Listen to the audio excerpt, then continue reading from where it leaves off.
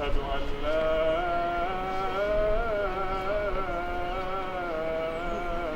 إله إلا الله. For over 30 years, the King George VI building has housed the Newcastle University Muslim prayer space, allowing the Muslim student community a safe and convenient place on campus to perform their daily prayer. But all that may change as plans of the university to take control of the Muslim dedicated prayer space and establish a multi-faith venue instead have come to light. It all began in the middle of July, a month after university term had ended and many students had returned home. The committee of Newcastle University Islamic Society, who had been responsible for the control of the space, received an email from the university with the news that the space would be shut down at the end of the month. In the start of July, the university made an announcement that the Muslim prayer space in King George building would have to be closed down. This is because they would be accommodating the pharmacy students from Durham University, and while refurbishing the King George building, they discovered asbestos in the ducts, so they would have to close that prayer space down. At that point, they didn't give any indication of whether they would reopen the space or not. Later it became clear that they would reopen it, but they said that they'll reopen it as a multi-faith space. So this obviously produced a very strong response from Muslim students and from the ISOC committee, because they were very upset that the university hadn't consulted them in making this decision, and they're the people using the space as it was, and it wasn't right for them to make that decision without consulting them and letting them know what the implications of that will be.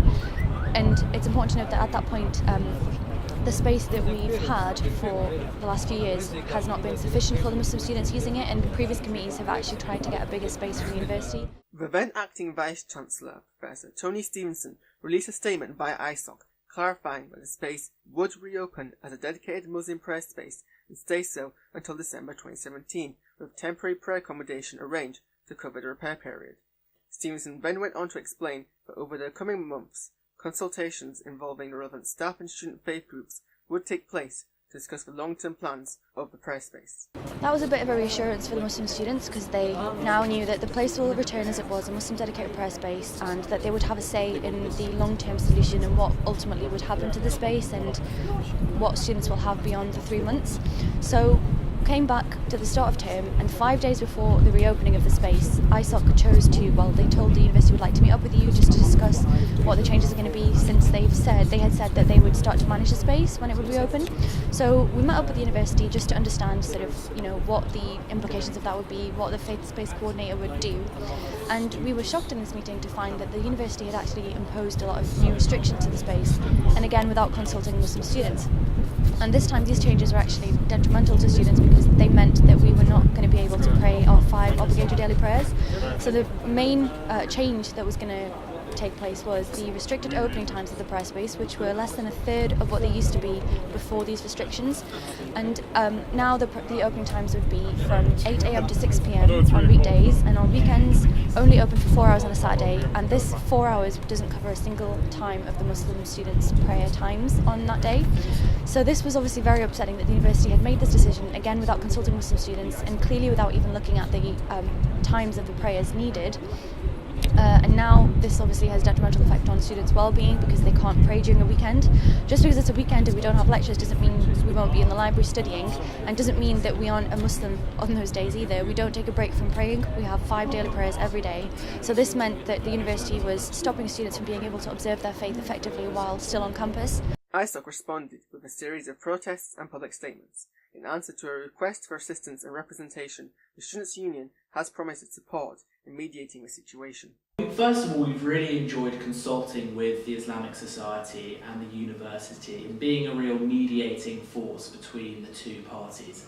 It's really important that we come to an agreeable situation at the end of this, but we're really looking forward to putting forward a motion at Student Council on the 17th of November, which proposes a long-term faith space centre to be implemented in the long term. For now, we're focused on ensuring that Muslim students are as comfortable as possible when going about their daily prayer. And we'll continue our consultation with the university and the Islamic Society through the Task and Finish group, which will be taking place from November until January. The university has commented that the recent changes followed the closure of a chaplaincy at Windsor Terrace, after structural concerns rendered it deemed unfit for purpose.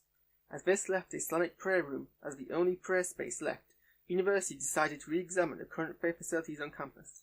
In response to the recent objections regarding the new opening times, it was stated that these had come about due to the staffing requirements that had been put in place, which led them to be unable to provide the resources to meet full opening hours 7 days a week, but that the task and finish group that had been set up to resolve the issues would look at it.